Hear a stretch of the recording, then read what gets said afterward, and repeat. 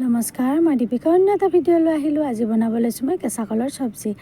ইয়াৰ প্ৰথমতে মই কেইটামান কল লৈছোঁ, লৈ বাকলি গুচাই গোল গোলকৈ কাটি লৈছোঁ, লৈ অলপ পানী দি হালধি দি এইখিনি 10 মিনিটমানৰ বাবে তিয়াই ৰাখিছোঁ। এইখিনি সময়তে মই পাচলিখিনি ৰেডি কৰিছোঁ। ইয়াৰ মই বিলাহী লৈছোঁ, পিঁয়াজ লৈছোঁ, লৈ এইখিনি টুকুৰা টুকুৰা কাটি লৈছোঁ, আদা নহৰু লৈছোঁ, কেঁচা ধনিয়া পাত লৈছোঁ, নৰসিংহৰ পাত লৈছোঁ।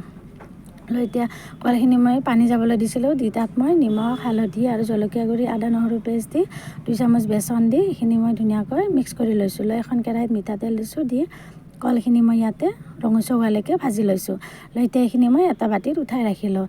লৈ মই একেখন কেৰাহীতে কেইটামান ফুৰণ দিলোঁ, কেইটামান জিৰা গুটি দিলোঁ, 2টা শুকান জলকীয়া, কেইখিলামান নৰসিংহৰ পাত দি এইখিনি ভাজি ল'লোঁ। লৈ এতিয়া কাটি লোৱা পিঁয়াজখিনি ইয়াতে দি দিলোঁ, দি এইখিনি ৰঙচুৱা হোৱালৈকে ভাজি ল'লোঁ। যেতিয়া পিঁয়াজৰ কালাৰটো চেঞ্জ হ'ল তেতিয়া ইয়াতে মই আদা নহৰু পেষ্ট দিলোঁ, দি পেলাই ইয়াতে মই কণ বিলাহীখিনি দি দিলোঁ, দি এইখিনি ভাজি ল'লোঁ। লৈ ইয়াতে মই নিমখ দিলোঁ, হালধি দিলোঁ, জলকীয়া গুড়ি দিলোঁ, জিৰা গুড়ি দিলোঁ, দি মই এইখিনি অকণমান পানী দি এইখিনি থুপথুপীয়া হোৱালৈকে এৰি দিলোঁ।